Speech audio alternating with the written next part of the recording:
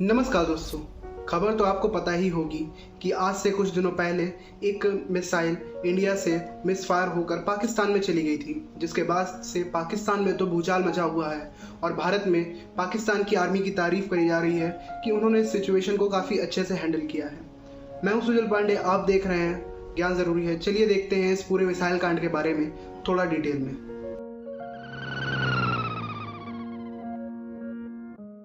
इस पूरे मिसाइल कांड की जानकारी पाकिस्तान की आर्मी ने 10 तारीख को सामने रखी और कहा कि इंडिया की तरफ से एक सुपरसोनिक ऑब्जेक्ट सिरसा से उड़कर पाकिस्तान की टेरिटरी के अंदर एंटर किया है और मियां चानू वाले इलाके में जाकर क्रैश हुआ है। ये पूरी जानकारी के बाद जब इंडिया से उन्होंने क्लैरिफिकेशन मांगा, जिसके बाद 24 घंटे के बाद ही इंडिया ने क्लैरिफाई किया कि हमारी तरफ से एक ब्रह्मोस मिसाइल का प्रैक्टिस वेरिएंट मिसफायर होकर पाकिस्तान की टेरिटरी में गया है और इंडिया ने इस बात की खुशी भी जताई कि इस मिसाइल क्रैश के कारण किसी को कोई नुकसान नहीं हुआ। जिसके बाद से ही इंडिया ने एक हाई लेवल कमेटी को फॉर्म किया है जो कि इस पूरे मामले को इन्वेस्टिगेट करेगी। जिसके बाद अब पाकिस्तान की मांग ये है कि वो भी इंडिया के साथ इस इन्वेस्टिगेशन में ज्वाइन होना चाहता है। इस पूरी बात को समझने से पहले हमें ये जान लेना चाहिए कि आखिरकार 9 तारीख को हुआ क्या था। 9 तारीख की शाम को जब सिरसा से एक गलती से ब्रह्मोस मिसाइल का प्रैक्टिस वेरिएंट, जिसके ऊपर कोई भी वॉरहेड नहीं था, वो मिसफायर हो गया और पाकिस्तान टेरिटरी में जाके मियां चानू के पास गिर गया। अब देखिए, खबर जो निकल के आ रही है वो इस तरह है कि इसमें जो लोकेशन दी गई थी मियां चानू में एक बहुत ही बड़ा पाकिस्तान का मिलिट्री बेस है। मतलब कि उस मिसाइल में पहले से जो लोकेशन थी वो उस मिलिट्री बेस की थी, लेकिन जब ये मिसाइल गलती से मिसफायर हो गई, उसको देखते ही हुए इंडिया की जो अथॉरिटी है उन्होंने इस मिसाइल को पहले गिराया है, जहां तक ये पूरी बात समझ में आ रही है। लेकिन जब 9 तारीख को ये मिसाइल पाकिस्तान में जाके गिरी, जिसके कारण वहां पे काफ़ी सारा डिस्ट्रक्शन हुआ था। पाकिस्तान में कई सारे वीडियोस निकल के आ रहे हैं जिसमें साफ देखा जा सकता है कि मिसाइल गिरने के बाद से कितना ज़्यादा डिस्ट्रक्शन वहाँ पे हुआ है। हालांकि वहाँ पे किसी को चोट नहीं लगी है, लेकिन बिल्डिंगों और कारों को काफ़ी नुकसान हुआ है। अब इस पूरी घटना की जानकारी के बाद से ही भारत में लोगों ने पाकिस्तान की आर्मी की प्रशंसा करनी शुरू कर दी थी कि उन्होंने इस पूरे मैटर को काफ़ी अच्छे और मैच्योरिटी से हैंडल किया है। पर लेकिन यहीं पे एक टर्निंग पॉइंट आता है, क्योंकि जिस दिन यानी कि 9 तारीख को यानी कि ब्रह्मोस मिसाइल जब मिसफायर हुई थी, उसकी जानकारी जैसे ही वो मिसफायर हुई भारत की तरफ से पाकिस्तान आर्मी को दे दी गई थी। जबकि पाकिस्तान की आर्मी ने इस क्रैश को लेकर सबसे पहले तो ये बोला था कि एक ट्रेनी एयरक्राफ्ट क्रैश हो गया है, जिसके कारण वहाँ पे इतनी तेज आवाज़ आई। लेकिन पाकिस्तान की मीडिया के अंदर जैसे ही वहाँ की ब्रह्मोस मिसाइल की जो फोटोज़ थी वो सर्कुलेट होने लगी और लोगों ने खुद ही कंपैरिजन करना शुरू कर दिया था कि ये एक इंडिया की ब्रह्मोस मिसाइल है। उसके बाद जब धीरे धीरे पाकिस्तान की आर्मी के ऊपर प्रेशर बढ़ने लगा कि उनको जवाब देना चाहिए कि आखिरकार ये है क्या चीज़ और कैसे पाकिस्तान के एयर स्पेस के अंदर एंटर करी। उसके बाद 9 तारीख के बाद 10 तारीख को पाकिस्तान की आर्मी की तरफ से ये बोला गया, On 9th of March 2022 at 18:43 hours, that is 6:43 p.m., a high-speed flying object was picked up inside Indian territory by Air Defence Operations Center of Pakistan Air Force. From its initial course, the object suddenly maneuvered towards Pakistani territory and violated Pakistan's airspace, ultimately falling near Mian Channu at 18:50 hours, that is 6:50 p.m. And when it fell, it also damaged some civilian property. Thankfully, no loss or injury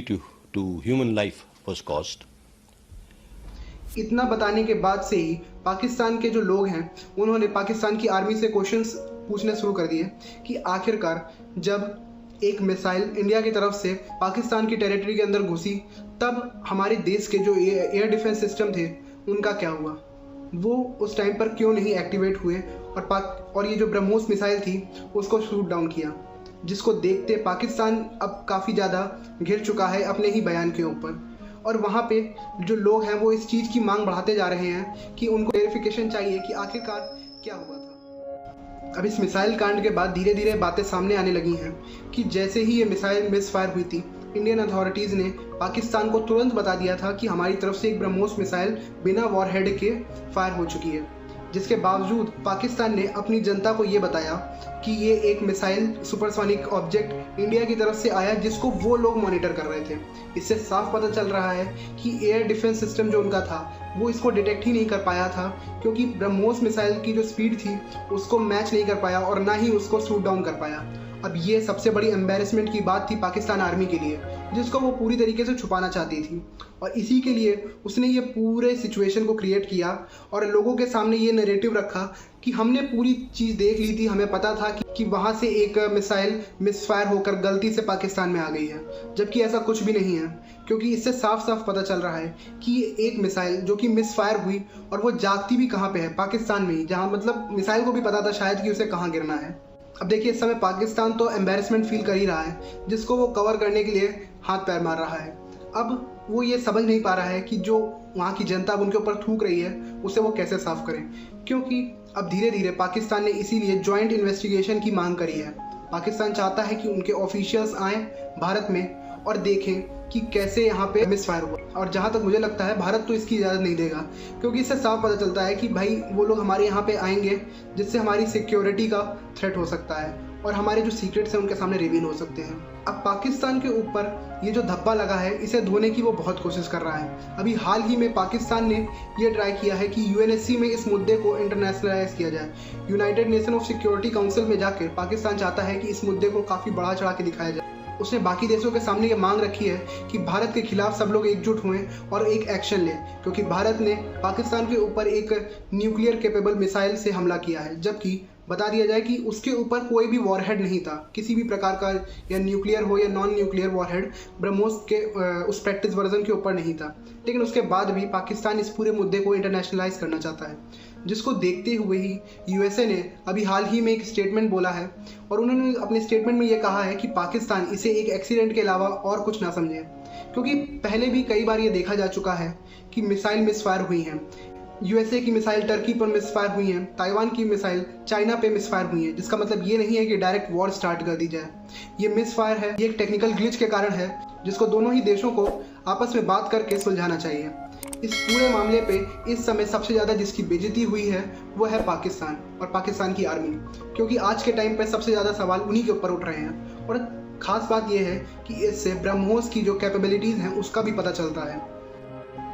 मैंने अपने पिछले कई video में यह बताया भी है कि आज के टाइम पर ब्रह्मोस दुनिया की फास्टेस्ट क्रूज मिसाइल इस समय है, और उसे डिटेक्ट करना इतना भी आसान नहीं है जितना पाकिस्तान समझ रहा था, और जिसके कारण वो नहीं डिटेक्ट कर पाया, जिससे साफ साफ पता चल रहा है कि उनके पास जो एयर डिफेंस सिस्टम है जो कि उन्होंने चाइना से मांगे हैं या चाइना से उनको मिले हैं, उसका भी कोई यूज़ नहीं है, जिसके कारण आप देख सकते हैं कि धीरे धीरे कर फिलीपींस के बाद अब जो बाकी आसियान देश हैं उन्होंने भी ब्रह्मोस के ऊपर इंटरेस्ट शो करना स्टार्ट कर दिया है, और वो भी ब्रह्मोस की परचेज को लेकर आगे देख रहे हैं। तो ये था इस पूरे टॉपिक के बारे में। आशा करते हैं कि आपको ये पूरा मिसाइल कांड समझ में आया होगा। अगर आपको ये वीडियो अच्छा लगा हो और आपको इससे कोई नई जानकारी मिली हो तो आप अपने प्लीज़ दोस्तों में शेयर करिए, और लाइक करें, शेयर करें, सब्सक्राइब करें हमारे चैनल को, और बेल आइकन दबाना ना भूलें। धन्यवाद।